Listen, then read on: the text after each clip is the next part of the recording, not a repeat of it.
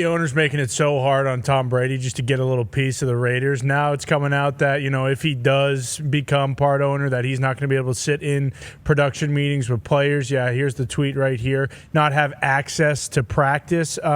What's the deal here? And is this just inevitably going to get done for Tom, or are they going to try and put all these different things in place so that it doesn't get done?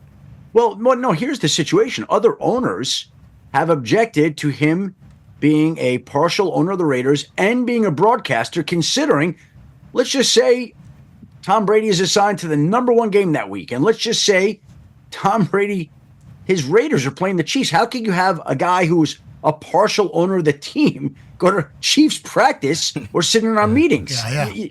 You can't do that.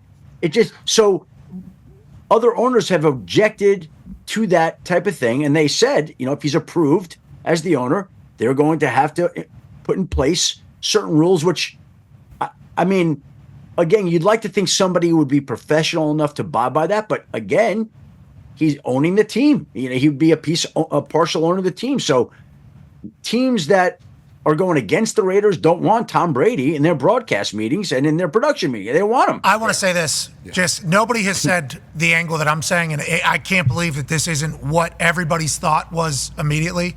So he doesn't have to travel to another city early to watch any practices. He doesn't have to sit in those 4 to 5 hour production meetings on Zoom or in person. He can just show up on game day, call the game, and he's getting paid $350 million, and he owns an NFL team. That sounds like the perfect, and allegedly Tom Brady's camp not happy because he wants to be over-prepared and he wants to see and everything like that. By the way, as a color analyst, and I've never been an analyst, so I don't know this, and I've been in some production meetings in my life back when I was the initial sideline reporter for NFL Network Thursday night games with Brian Gumbel. And I remember that. I remember you back there, Shefty. Yeah. Back in the day.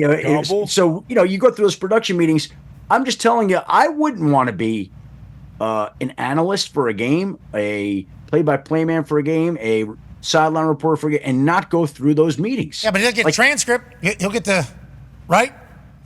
I guess. I guess they would send him the transcript. No, they wouldn't. If he's the partial owner of the Raiders, because those meetings are very candid and honest, and coaches tell you what they think of players and what they're planning to do and how they want to attack that team.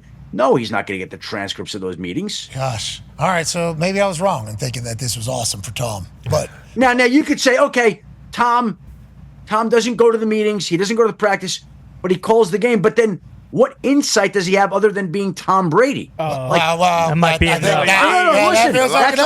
feels like it's good enough to me. That's a lot, but he doesn't have the insight and the benefit of sitting in and preparing the way that he would want, the way that everybody else does for these games about these teams. I agree. That's what goes on. I agree, but if you could be an owner of a team and make $350 million a show, that's having his cake and eating it too. Of course, he would love to do that. Yeah, as soon as I read it, they're like, Tom's in a bad spot. It's like, what? This is not he's getting 300-some million to call. He's only going to show up one. Not even allowed to do more. By the way, if you're Fox, again, he's Tom Brady. I got it. He's one of the most iconic people of all time in sports.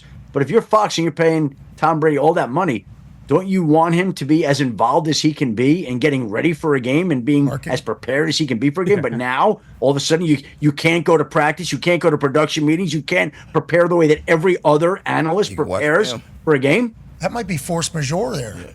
It might be a force majeure situation in there. Yeah. I'm assuming somebody's going to have to kind of look into the details of that whole thing. All I know is Tom Brady calling a game, just watching a game.